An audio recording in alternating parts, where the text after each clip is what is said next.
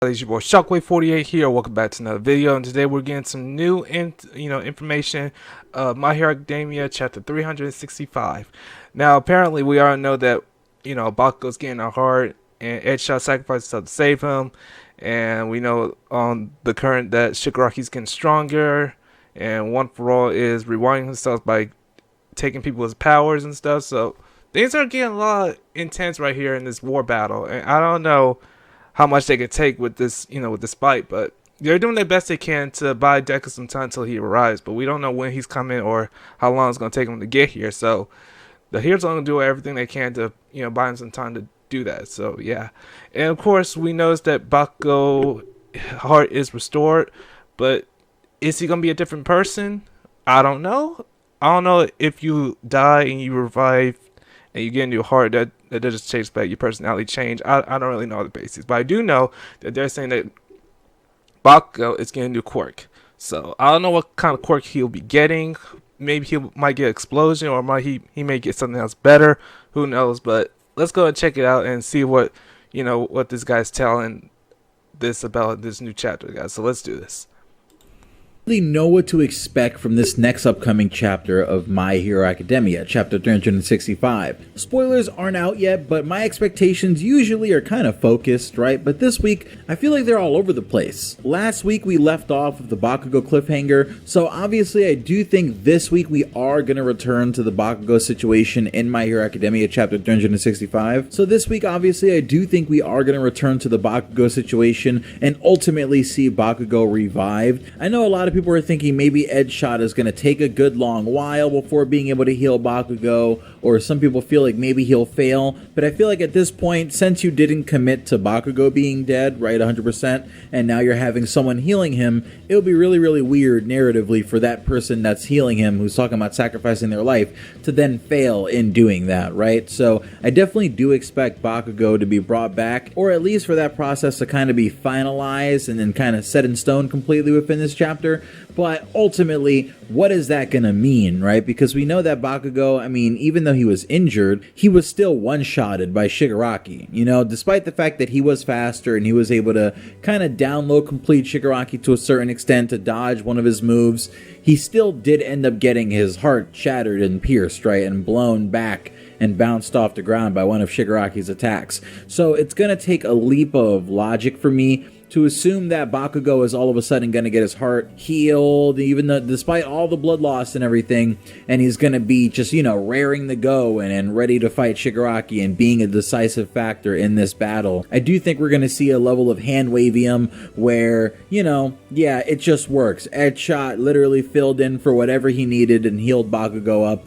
Not quite like a Senzu Bean, because I don't think Horikoshi would go that far to make Bakugo 100% again, right? But like enough that realistically for the rest of the series, until it's actually over, until this final battle is done, he'll probably be in the battle. So despite me having mixed feelings on that, now that we are here and we have Edshot and all these explanations for what he's doing and everything, I think we have to commit in that direction now. Not that I love it, not that it's my favorite thing, but I feel like when you head in a direction, you have to stick to it to a certain extent, right? And if Horikoshi went back on what he was doing with Edshot, then it would just make him seem like an extremely indecisive writer, right? So you already went back on the revival, might as well just go full tilt, do whatever you can, and at least give us some, awesome, flashy Bakugo moments to make up for it, right? So at least we can look at those and go, hey, that fight was really cool at least. But speaking of prices to pay for Bakugo, right? I mean, we already got Edshot out of the way probably because we know for Bakugo to return that we're going to have to lose Edshot, right?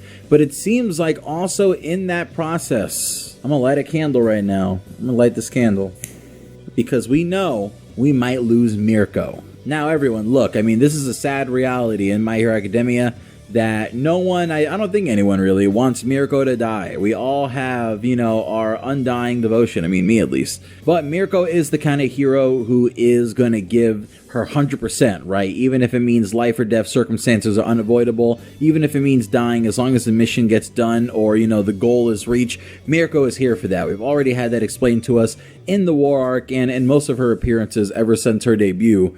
she's kind of given off that energy of, I'm here for the cause. I'm going to do anything I can and sacrifice anything I have to get things done. And at the end of the day, the villain should fear me because I'm going to go out literally kicking, scratching, biting, tearing pieces off, like whatever I have to do what I'm here for. And obviously Mirko has been a very,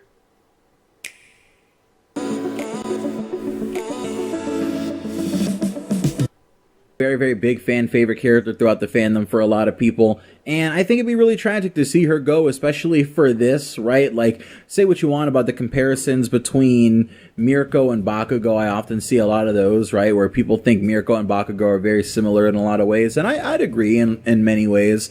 But it's very, very sad to then lose another hero, right? Who can then further validate the way that Bakugo is in certain ways, right? Like showing there's another kind of hero, right? There's a place for you, Bakugo, in this world of heroes. I'm a top 10 hero. You and me have very, very similar mindsets about how we do this. It's just about how you ultimately execute. But now we're left here wondering whether or not Shigaraki will ultimately execute Mirko, because we know that now, given the order from Edgeshot, Mirko is gonna fight to the very last against Shigaraki to try to keep him from stopping Edgeshot's revival of Bakugo. Right? So what do we do in this situation? Can we count on the big three to do anything to keep Mirko alive? I don't know, because Mirko is literally in Shigaraki's clutches, right? And all it seems like he has to do is squeeze, or maybe she'll do some insane kick that gets her out of his clutches, but it's not looking too good. It's not looking too good. So prayers for Mirko, prayers for the heroes, because Shigaraki is just smiling and tearing apart all of them.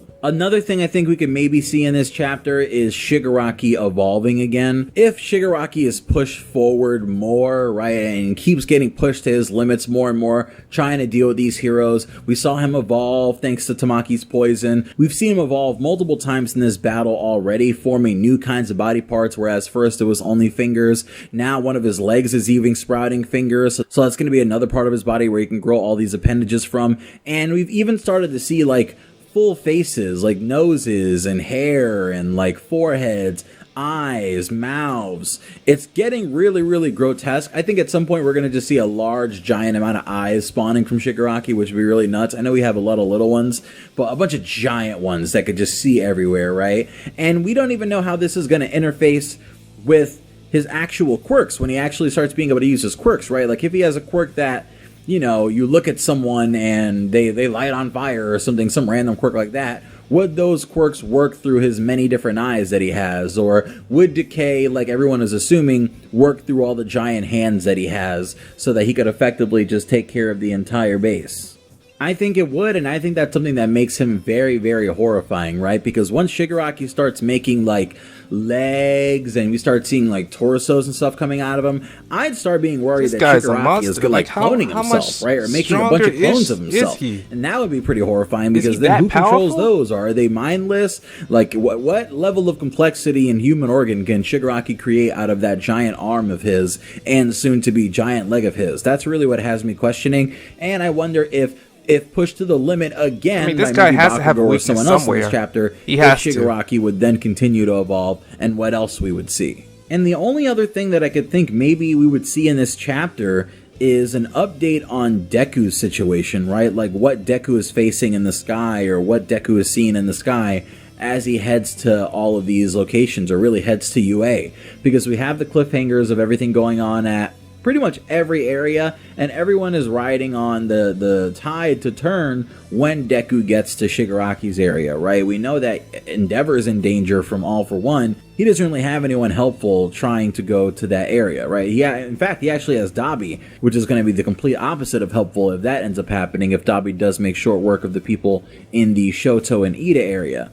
But I think it's about time that we see what's going on with Deku again. We haven't really seen anything going on with Deku during this entire Bakugo situation, so I definitely want to see if Danger Sense has clued him in at all about anything that's going on here, or if he could feel anything going on, and what his reaction would be, or if he's too busy fighting something else, and maybe we get, a quick jump to his area hope he gets and go there back a little bit in time, right? Because all these events seem like they're happening at the same time, but if we cut to Deku's area, that might be going on a little before a lot of this stuff happened, right? So let's see where it goes. I really, again, don't know what to expect from this chapter of My Hero Academia, but those are the things that I could think of, at least, to set for my expectations, right? Because every week, you got to set your expectations. You can't just go in completely expecting the unexpected, right? So those are my expectations and predictions for the chapter. Let's see how close they are to the actual chapter. And yeah, it's Pineapple. Love you guys. See you soon.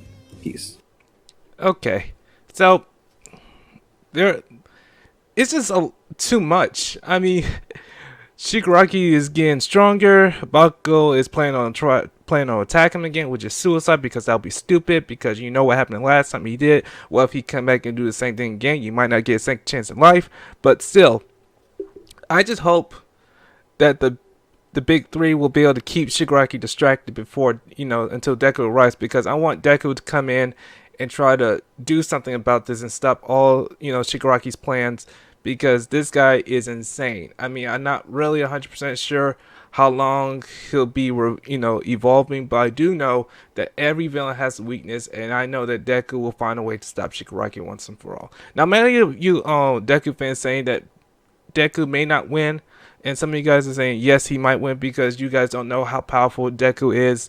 And the first time he ever fought Shigaraki, it was pretty much dramatic for him, because he was so terrified, and ever since they first met, it just got weird for him. So he's gotten a bit stronger, but I just hope he'll be able to do something about to stop Shigaraki, and of course all for one, because he's stealing people's powers to try to keep himself disintegrating. So yeah. So that's it for today's, guys. That's it for today's video. I'll see you guys later. Until then, we'll see what happens on the next chapter. Hopefully we might see chapter 366. Until then, peace.